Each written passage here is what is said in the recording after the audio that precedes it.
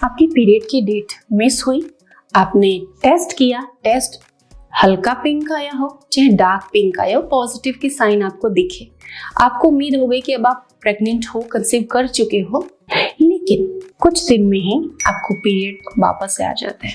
ऐसा क्यों? अर्ली ही स्टेज में, एकदम अर्ली स्टेज में आपकी प्रेगनेंसी क्यों खराब हो जाती है? Hello and welcome again to YouTube Saheli channel. आज मैं आपको बताने वाली हूँ कि अर्ली स्टेजेस में, एकदम जिसको कहते हैं कि शुरुआती प्रेगनेंसी, डेट मिस होने के तुरंत बाद, टेस्ट पॉजिटिव आने के बाद वापस से आपको पीरियड्स आ जाते हैं और आपकी प्रेगनेंसी खराब हो जाती है। कैसे बचना है आपको? अपने बिहेवियर में, अपने रूटीन में क्या चेंजेस लाना है, या यूँ कहें तो क्या प्रिकॉशंस फॉलो करने, क्योंकि जैसे ही टेस्ट पॉजिटिव आता है, चाहे लाइट पिंक हो चाहे डार्क पिंक आए, आप कॉशियस हो जाते हो। आपको कुछ चीज़ों को जानना बहुत ज़रूरी है एंड कोई सोर्स नहीं मिलता कि वो कहाँ मिले हमें, तो यहाँ पर मैं आपको बताती हूँ। सबसे पहले डाइट के प्रिकॉशंस होते हैं। कैसे? डाइट के क्या प्रिकॉशंस होने, क्या खाना है क्या नहीं खाना है, डूज एंड डोंट्स। तो डाइट में हमें वो चीज़ें नहीं खानी है जो बॉडी में गर्मी पैदा करती हैं, जैसे बहुत सारे गरम मसाले, बहुत थिक हैवी स्पाइसी ग्रेवी वाली सब्जियां, कुछ घर के गरम मसाले, जैसे कि आप सिनेमन ले रहे हो, आपका केस कॉम्प्लिकेटेड है एंड आपकी बॉडी की टेंडेंसी भी गर्म है, तो आपको गर्म चीज़ों से परहेज करना चाहिए, जैसे फ्लैक्सीड हो गया, मेथी हो गया, सहजन हो गया, ब्रिंजल, बैंगन, करेला, कुछ ऐसी चीज़ें हैं जो जिनका केस थोड़ा सा कॉम्प्लिकेटेड होता है, जो बहुत सेंसिटिव होते हैं, उनको इन चीज़ों को नहीं यूज़ करना चाहिए। लेकिन कई बार ऐसा देखा गया कि जिन एरियाज़ में, जिन स्टेट्स में, रीजन्स में रूटीन में ये चीज़ खाते, सपोज कहीं सहजन रूटीन में खाया जाता है, तो उनको उससे फ़र्क नहीं पड़ता क्योंकि बॉडी एडॉप्टेड होती है उस चीज़ के लिए।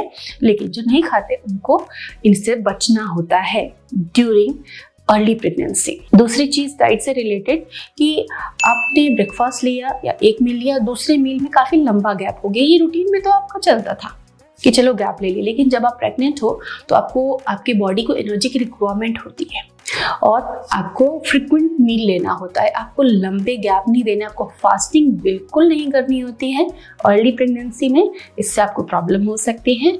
दूसरा, आपकी बॉडी को एनर्जी की रिक्वायरमेंट होती है, तो आपको फ्रिक्वेंट 2-3 घंटे में आपको प्रॉपर टाइम टू टाइम अपना मील लेना होता है। खाली पेट नहीं रहना है, कुल मिला के आप इतना समझे, बिल्कुल खाली पेट आपको नहीं रहना है। कई लोगों का घर का काम ज़्यादा होता है या जिस भी तरह से वो दिन भर हैवी वर्क, काफ़ी बिजी रहते हैं, महिलाएं काफ़ी बिजी रहती हैं, तो बहुत ज़्यादा काम करने से अर्ली प्रेगनेंसी में दिक्कत आ जाती है, क्योंकि अर्ली स्टेज ऐसा होता है जिसमें बॉडी बहुत एग्जॉस्ट होती है, बहुत रैपिड बच्चे में डेवलपमेंट होता है, जो गर्भ स्थापित हुआ है वो रैपिडली डेवलप होता है, तो एनर्जी नीड होती है, रेस्ट की भी बहुत नीड होती है।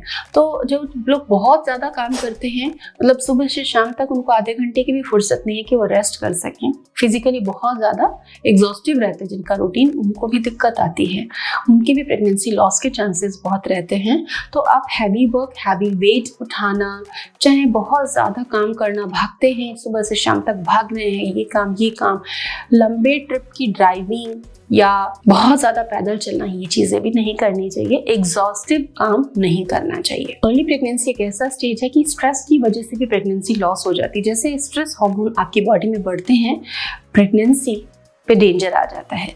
तो अर्ली प्रेगनेंसी तो कोशिश करें कि एकदम पॉजिटिव एनवायरनमेंट में रहें, खुश रहें, पॉजिटिव चीज़ें देखें, तनाव वाली, इमोशनल कर देने वाली या फिर ऐसे लोगों से ना मिले जो नेगेटिव हो या फिर आपको कुछ नेगेटिव बातें बताएं।